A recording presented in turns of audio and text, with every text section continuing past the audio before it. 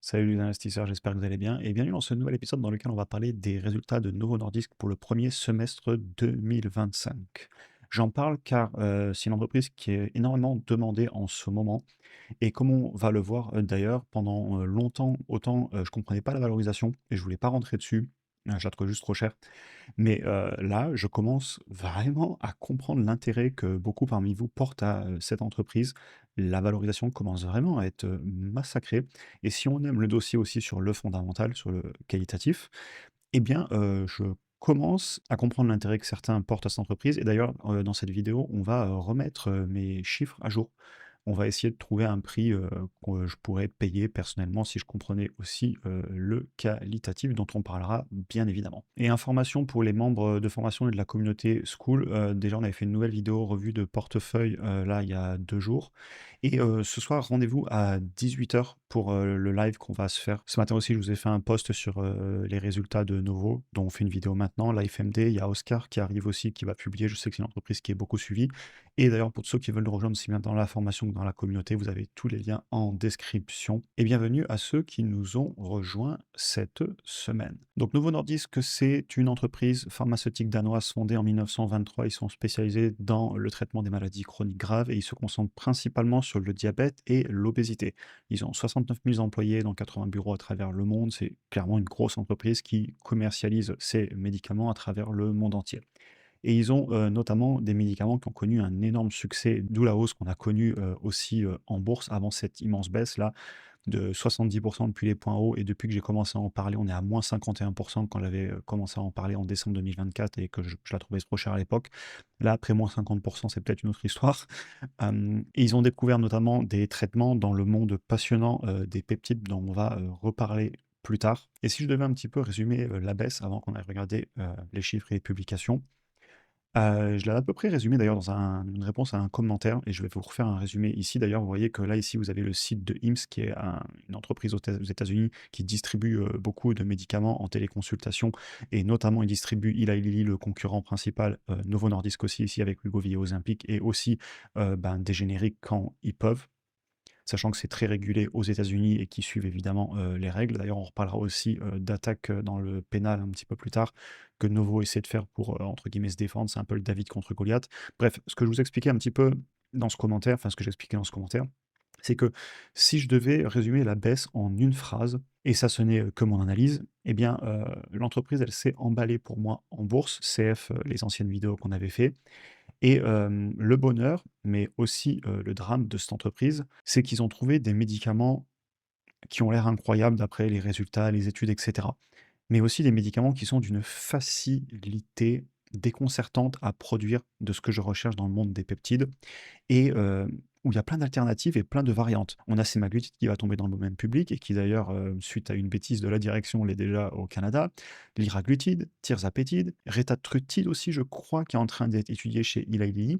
Et en fait, il y a beaucoup de médicaments qui sont en phase 3, qui sont validés. Il y en a même d'ailleurs d'autres sur des sites qui sont réservés pour les études seulement. Les gens feront bien ce qu'ils veulent avec ça.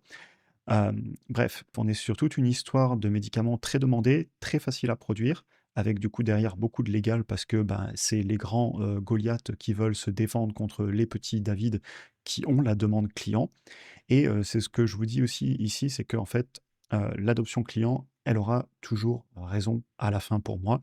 Si les personnes veulent ces médicaments, il va falloir, les fournir et il y aura de la concurrence. Quand il y a un gros marché et une demande client, eh bien, il y aura de la concurrence, que ce soit Eli Lilly, Novo, les autres molécules peut-être moins efficaces, certes, mais qui sont tombées dans le domaine public ou qui vont tomber dans le domaine public. Et c'est ça pour moi tout le challenge pour Novo.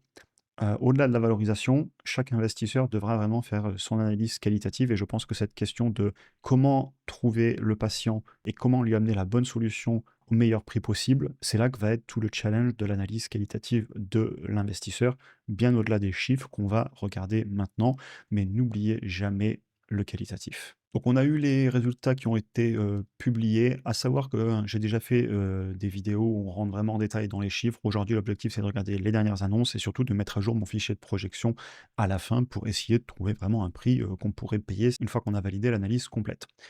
Juste au niveau des résultats, là, je vous ai mis la décomposition, de leur chiffre d'affaires et vous voyez que si on prend tous les GLP-1 plus le Wegovy, je ne sais pas pourquoi ils l'ont sorti, on est quand même à 71 du chiffre d'affaires. Alors oui, ils ont le business de l'insuline et cetera, c'est important aussi, mais une grosse partie du chiffre d'affaires, c'est clairement ces, GLP-1.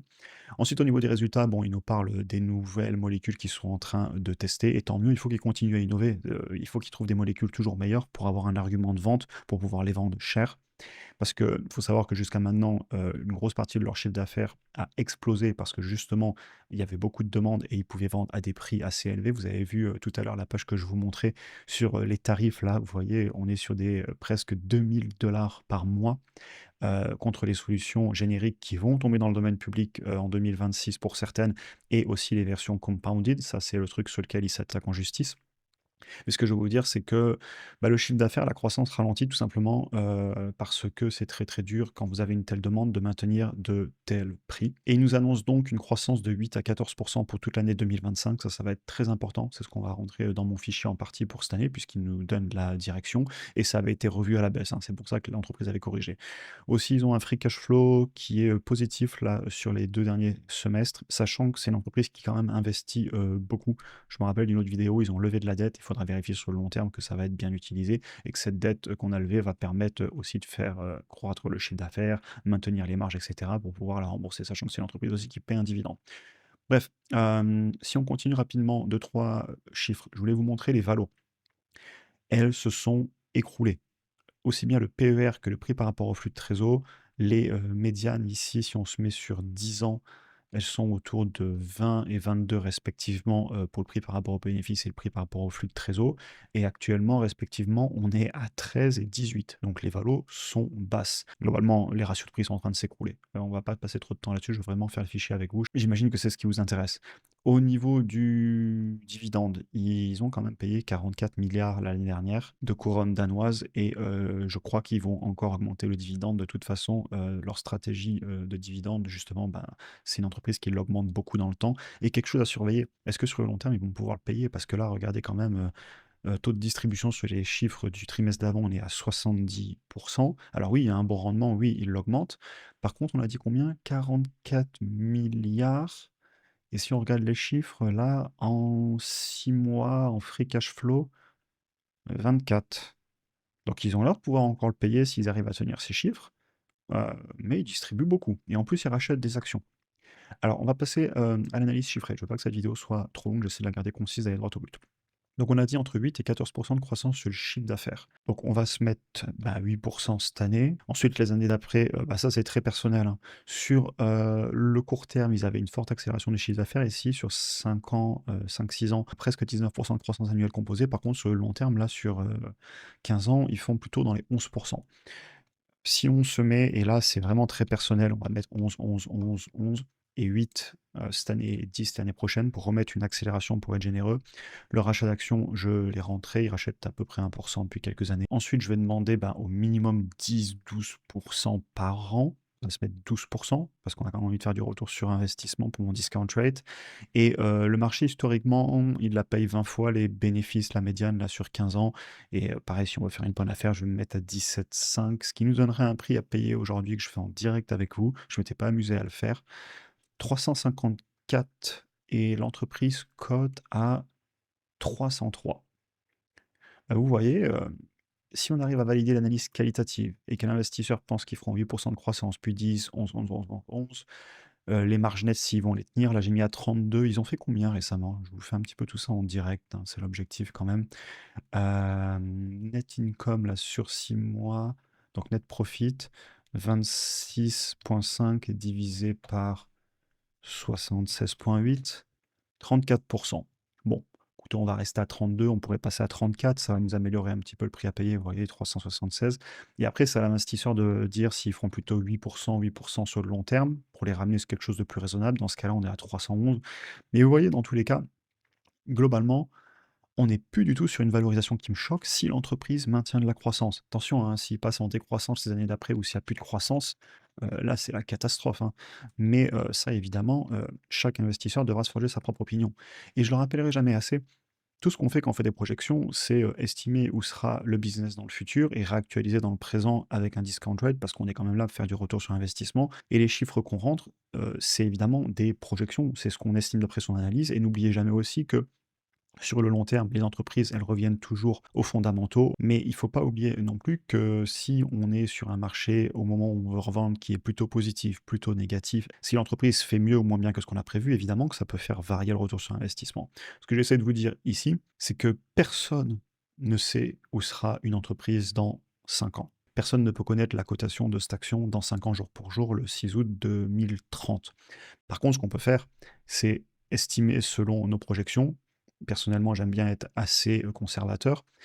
Est-ce que l'entreprise, si elle suit une tendance générale que je vais lui donner d'après mon analyse de croissance, de marge, eh bien, est-ce que je suis en train aujourd'hui de la payer à un prix qui est cohérent pour faire le retour sur investissement désiré? Et c'est tout ce que je fais. Mais à un moment, je suis obligé de mettre la barre quelque part. Je dis, je la paye ce prix et pas plus pour rester rationnel. Parce que d'après mes chiffres que je vais suivre dans le temps, je les remets souvent un jour et je regarde, OK, dans 1 an, dans 2 ans, dans 3 ans, est-ce qu'on est bien en ligne avec ce que j'avais prévu pour pouvoir en permanence revenir au rationnel et vérifier où j'en suis. Au final, c'est tout ce que je fais parce qu'à un moment, je suis obligé de mettre la barre quelque part, de faire mon analyse qualitative et quantitative et de décider de rentrer sur une entreprise. Enfin bref, je sais pas pourquoi je vous ai fait cet aparté. Je mets la vidéo en pause pour taper ma conclusion et on se la fait ensemble. Donc la conclusion, elle va être assez similaire aux conclusions précédentes, sauf sur la valorisation.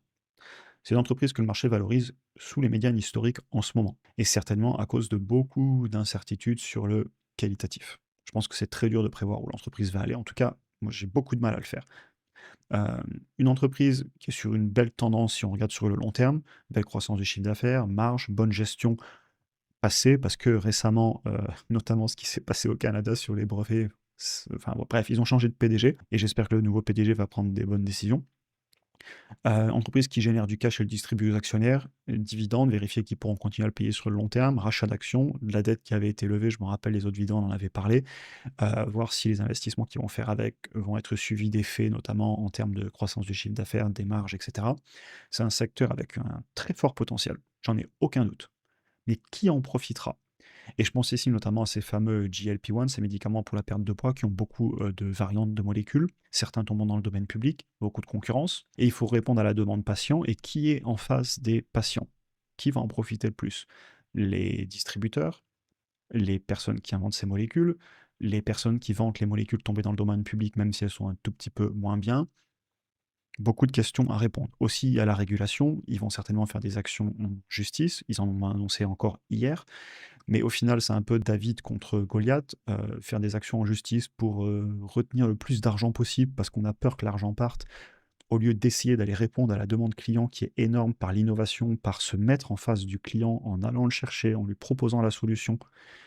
Hem, il faut choisir ses batailles. Est-ce qu'ils choisissent la bonne bataille? Ça, c'est votre analyse qualitative. Personnellement, je manque de compétences personnelles pour me positionner, je suis déjà exposé au secteur. Je vois des risques que je ne maîtrise pas. J'ai surtout un énorme manque de compréhension, des molécules, de qui a l'avantage compétitif, mais je comprends par exemple beaucoup mieux, la distribution, l'adoption client. C'est pour ça que je suis, sur d'autres entreprises sur lesquelles je peux beaucoup plus facilement comprendre, comment on disrupte un marché et comment on va devant, le client quand les anciennes solutions ne répondent plus à la demande. Là, ils répondent à la demande, des concurrents répondent aussi à la demande. La question, c'est, qui va réussir à aller, faire adopter ce produit par les patients alors qu'il y a de la concurrence? Et ça, je suis pas du tout à l'aise à l'analyser. C'est pour ça que j'aurais du mal à dormir sur mes 2 oreilles avec cette entreprise en portefeuille et c'est plus vraiment un problème de valorisation, ça va beaucoup mieux à ce niveau-là, je comprends vraiment l'intérêt qu'on y porte. Mais c'est un vrai manque de compréhension du business qualitativement. Je suis incapable de dire où ira le chiffre d'affaires. C'est ça que tout à l'heure, quand j'ai rempli mon fichier, je vous ai mis des variantes à 8%, je vous ai même mis à 0. Vous pouvez regarder la vidéo, voir où ça nous amène. Mais en fait, je suis incapable de rentrer des valeurs, donc je ne peux pas y aller, tout simplement, parce que j'ai du mal à comprendre où va aller le business. Voilà un petit peu pour ma conclusion. J'espère en tout cas que la vidéo vous aura intéressé. Comme je vous le disais, pour ceux qui souhaitent nous rejoindre, vous avez les liens en description. Je vous souhaite une excellente journée et à très bientôt pour un prochain épisode.